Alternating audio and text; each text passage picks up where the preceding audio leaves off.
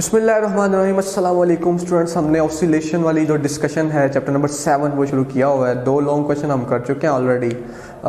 हमारा जो पहला था वो सिंपल हार्मोनिक मोशन और यूनिफॉर्म सर्कुलर मोशन, और जो दूसरा था वो था हॉरिजॉन्टल मास स्प्रिंग सिस्टम। अब जो तीसरा है आज की इस वीडियो का, बहुत अहम, पेपर में पूछा जाता है, कई बार पूछा गया है, that is the simple pendulum. आपके सामने टाइटल लिखा हुआ है। तो जो सिंपल पेंडुलम है, सबसे पहले आप इसकी डेफिनेशन लिखेंगे। तो डेफिनेशन इसकी क्या है? सिंपल पेंडुलम की जो डेफिनेशन है वो ये कि आपके पास एक स्ट्रिंग है और वो स्ट्रिंग इनएक्सटेंसिबल है। उसका जो लेंथ है वो ये हमने शो किया हुआ है, और ये लेंथ वेरी नहीं करेगा।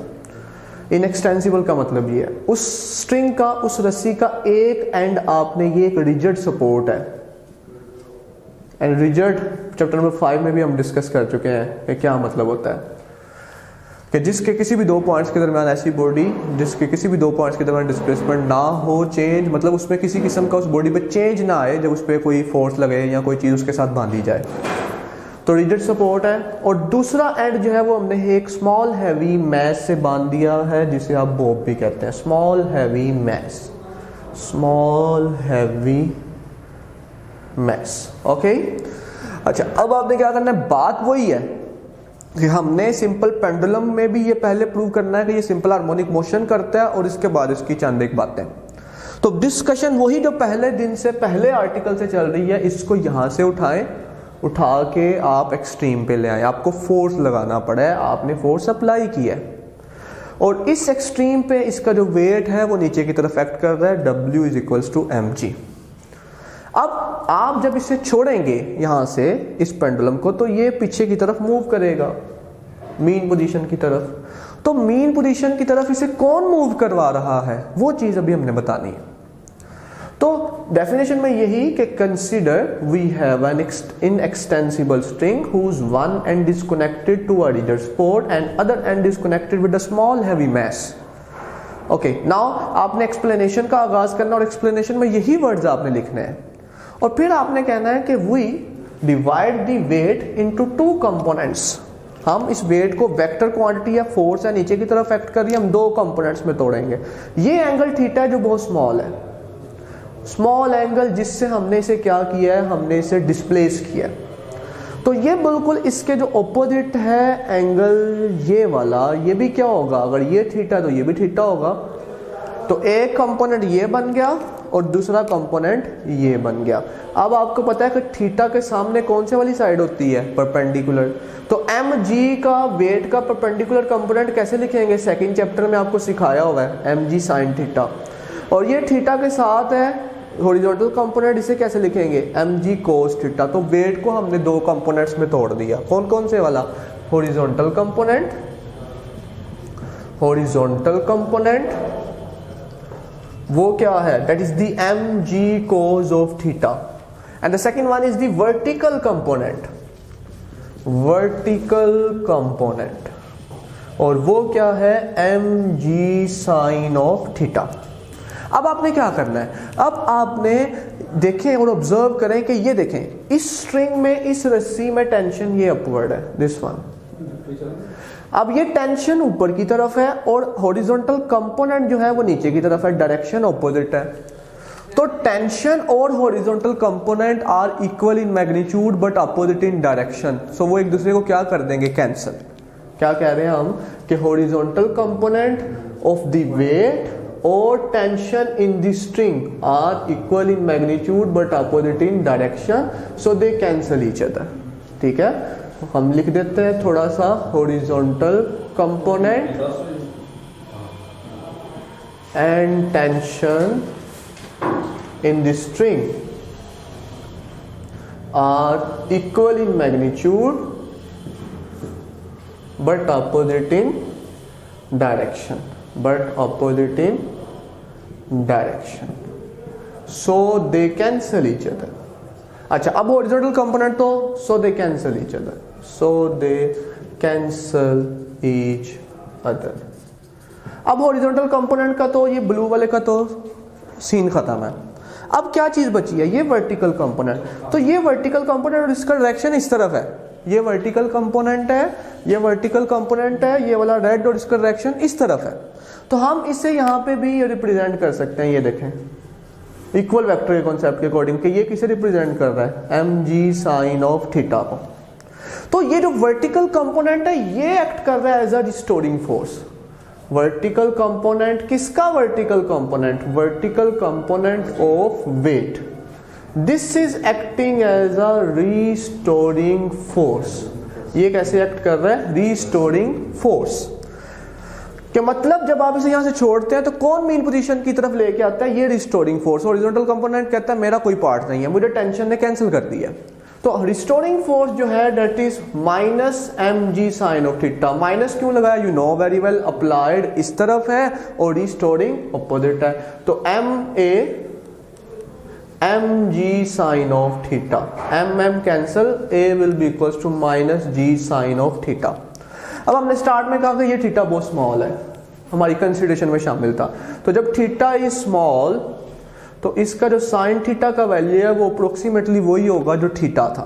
तो आपके पास इक्वेशन कैसे रिड्यूस हो जाएगी, a is equals to minus g theta, a is equals to minus g theta. अब हमने क्या निकालना है, अब हमने थीटा निकालना है, अब हमने क्या निकालना है, अब हमने थीटा निकालना है। हम इस ट्राइंगल को कंसिडर करते हैं, ये देखें ये वाली, दिस वन। तो हमारे पास जो थीटा है, हमारे पास एक चीज है s is equals to R theta, एक फार्मूला हमने 5वें चैप्टर में पढ़ा था। s हमारे पास डिस्प्लेसमेंट है, तो वो डिस्प्लेसमेंट s x है, और r लेंथ है जो बदल नहीं सकती, ये लेंथ, और थीटा, तो सर यहां से थीटा क्या आ जाएगा, x ओवर l। तो सर इस इक्वेशन में पुट कर देते हैं a में b, तो पुट b इन a, तो सर क्या आ जाएगा, a is equal to minus g x over L.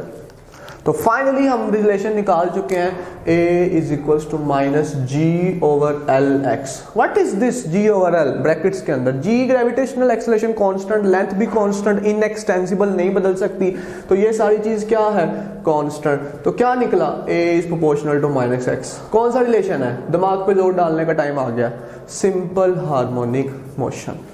इसका मतलब क्या ठहरा, इसका मतलब ये ठहरा कि सिंपल पेंडुलम भी क्या कर रहा है, is executing simple harmonic motion. हम सिंपल लिख देते हैं, simple pendulum SP is executing SHM, simple harmonic motion, simple. अब वंस अगेन जैसे हमने हॉरिजॉन्टल मैस स्प्रिंग सिस्टम का क्या किया था, हमने हॉरिजॉन्टल मैस स्प्रिंग सिस्टम का हमने फाइंड आउट किया था angular frequency, frequency, time period, वही काम करेंगे। और आपको आता है कैसे किया था, कंपैरिजन करके। इस इक्वेशन को कुछ नाम दे दे C का, इसका अब हमने कंपैरिजन करना है। तो पहली हेडिंग हम सिंपल पेंडुलम की क्या चीज निकालने लगे हैं, एंगुलर फ्रीक्वेंसी। क्या निकालने लगे हैं, एंगुलर फ्रीक्वेंसी। तो कौन सी वाली इक्वेशन यूज करेंगे, प्रोजेक्शन वाली जनरल इक्वेशन जो हमने बनाई हुई है, आपको पता है a is equals to minus omega square x.